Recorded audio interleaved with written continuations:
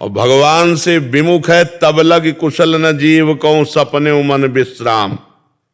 स्वप्न में भी शांति नहीं मिल सकती, जागृत की कौन कहे, भगवान से विमुख पुरुष को कभी शांति नहीं मिल सकती। इसलिए भगवान का आश्रय लो, नाम जप करो। और हमारा मन का एक स्वभाव है, वो नवम नवम बातें पकड़ता रहता है, पुरानी बातें पकड़ता रहता है, वर्तमान में कल्पना करता रहता है। हमको समय नहीं देना उसको नाम जप में लगाना। ये भूत है, इसको नाम जप में लगाओ, राधा राधा राधा राधा, अभी आनंदित हो जाओगी। और जैसे ये कह दे कि भूतकाल की बातें विस्मरण नहीं होती तो गलत, ये काम माया है का है, वो अपने आप करती रहती। नहीं आप बताओ 4 दिन पहले क्या खाया था, बोले याद नहीं है, अब याद करना पड़े। तो याद नहीं 4 दिन की बात, तो तुम भूतकाल की बात कैसे याद रखते हो। हमारे मन की दशा को पहले पकड़ो। हमारा मन पापाचरण के कारण अपवित्र हो गया, अपवित्र के कारण वो नकारात्मक सोच और व्यर्थ चिंतन, जिसे ओवर थिंकिंग कहते हैं, वही हमको परेशान कर रही, जो हमें डिप्रेशन तक पहुंचा देगी। या पहुंच गई हो, दवा चल रही हो तो बात है, नहीं तो आगे पहुंचा देगी।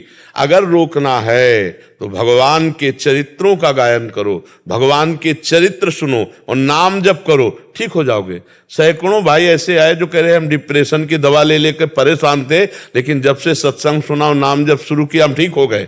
ऐसे सैकड़ों भाई हमारे सामने यही बात करके गए। तो हमें लगता है कि हम डिप्रेशन जो पहुंचते हैं उसका कारण समझो पाप, व्यर्थ चिंतन, नकारात्मक सोच। उसको नष्ट करने के लिए भगवान का नाम गरज रहा है।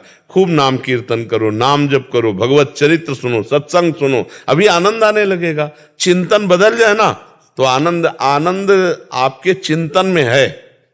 आपका चिंतन नकारात्मक हो गया तो हम एक बार सुनाया था एकांत में कि 2 ब्राह्मण बैठे थे, तो एक धनी आया, उनको निमंत्रण करके ले गया और खवाया पियाया और 11-11 रुपया दक्षिणा दी। और उसमें एक ब्राह्मण संतुष्ट निकला और एक ब्राह्मण जल रहा था। तो पूछा कि भाई आप संतुष्ट क्यों हो, प्रसन्न हो बड़े। तो उनका भाई आज तो भोजन की भी व्यवस्था नहीं थी, भगवान ने भोजन की भी व्यवस्था दी और 11 रुपया दक्षिणा दी। दूसरे से पूछा आप जल क्यों रहे हो, बोले जब आपने कहा निमंत्रण तो हमने सोचा 51 तो देगा ही, तो तुमने 11 दिया, हमारे 40 का घाटा हो गया, इसलिए मैं जल रहा हूं। अब आप बताओ जजमान का दोष है या चिंतन का दोष है। चिंतन का दोष है ना, एक खुश है और एक जल रहा है। तो यदि हमारा चिंतन ठीक हो जाए तो हर परिस्थिति में हम आनंदित हो सकते हैं। तो वो चिंतन ठीक होगा चित्तचोर प्रभु का चिंतन करने से। इसलिए नाम जप करो, भगवान के आश्रित रहो और व्यर्थ का चिंतन बंद करो। अगर नाम जप नहीं करोगे तो व्यर्थ का तो चिंतन होगा, और व्यर्थ का चिंतन होगा परेशान करेगा। काहे को व्यर्थ का चिंतन, हो ही सोई जो राम रचि राखा, को करी तर्क बढ़ावे साख, अस कही जपन लगे हरि नामा।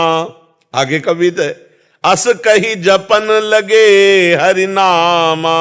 निरंतर नाम जप करने वाले को कभी भी कोई समस्या नहीं होती। भगवान शिव भी ऐसा विचार कर वही होगा जो भगवान ने चाहा है और नाम जप करने। तो हम काहे को ओवर थिंकिंग करें, ऐसा हो गया तो अरे भगवान है ना, नहीं ऐसा हो गया तो वो ऐसा भी भगवान है ना, कर तुम अकर तुम अन्यथा कर तुम सर्व समर्थ भगवान है। तो हमें लगता है क्यों हम कल के लिए इतना चिंतित हो जाएं कि दवा खानी पड़े।